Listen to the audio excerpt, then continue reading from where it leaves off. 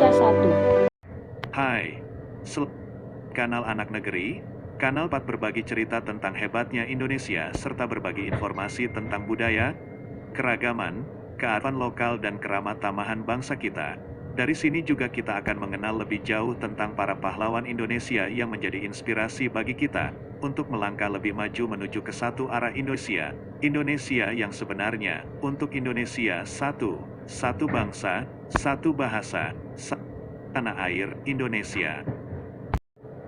Ayo, kita mulai.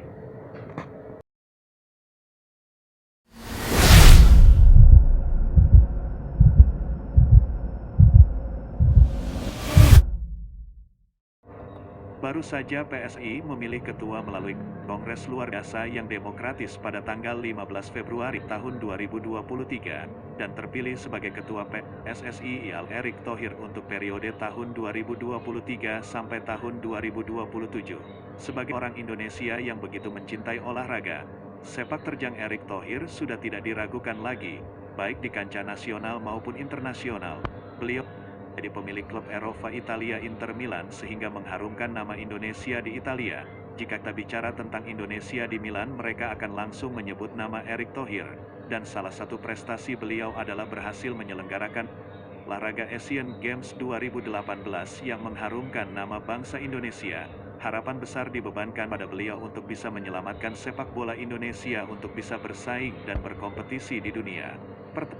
Sekarang apakah timnas Indonesia bisa ikut Piala Dunia di tangan Erick Thohir? Sebuah harapan yang harus kita semangati bersama.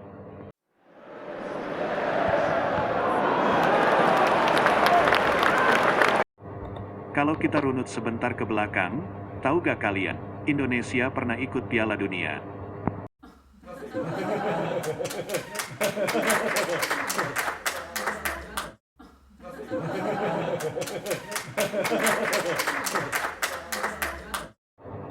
Tim nasional sepak bola Indonesia hanya berpartisipasi sekali dalam Piala Dunia FIFA, yakni pada tahun 1938 di Prancis dengan nama Hindia Belanda, dan tercatat sebagai tim Asia pertama berlaga dalam Piala Dunia FIFA.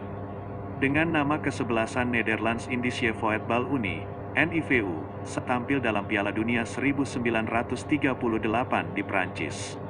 Hindia Belanda menghadapi Hong Kong dalam pertandingan pertamanya dan kalah 6-0.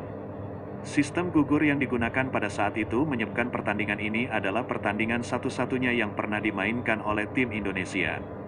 Dengan demikian, Indonesia memegang rekor FIFA sebagai satu-satunya tim dengan pertandingan paling sedikit yang dimainkan, satu pertandingan saja, dan salah satu tim dengan jumlah gol paling sedikit dalam sejarah Piala Dunia FIFA. Hehem, keren dikit lah, setidaknya kita punya rekor.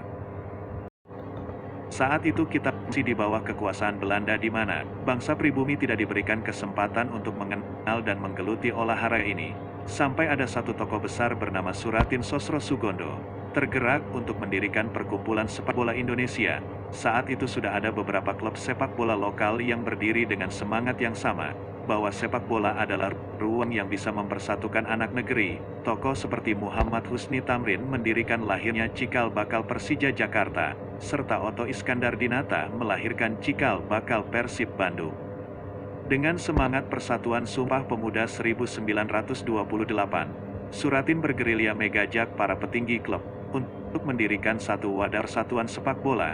Hingga pada tanggal 19 April tahun 1930 diadakan kongres yang menghasilkan pembentukan Persatuan Sepak Raga Seluruh Indonesia, yang selanjutnya dikenal dengan Persatuan Sepak Bola Seluruh Indonesia sekarang.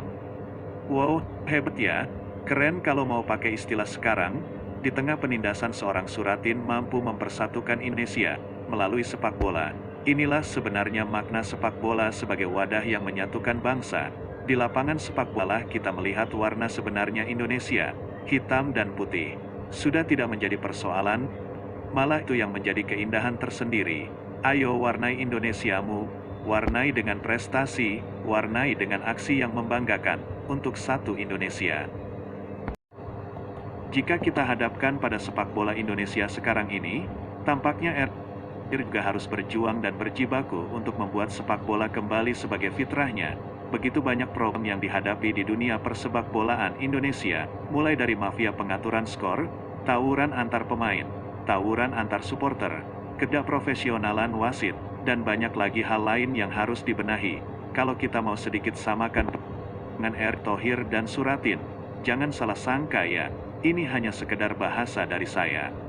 Erick Thohir harus bisa keluar dari penjajah yang mengusai sepak bola Indonesia sekarang. Dan untuk melawan itu tidak ada jalan lain, kecuali kita mempunyai semangat persatuan yang sama. Yang sama saat Suratin dan kawan-kawan berjuang mendirikan PSSI.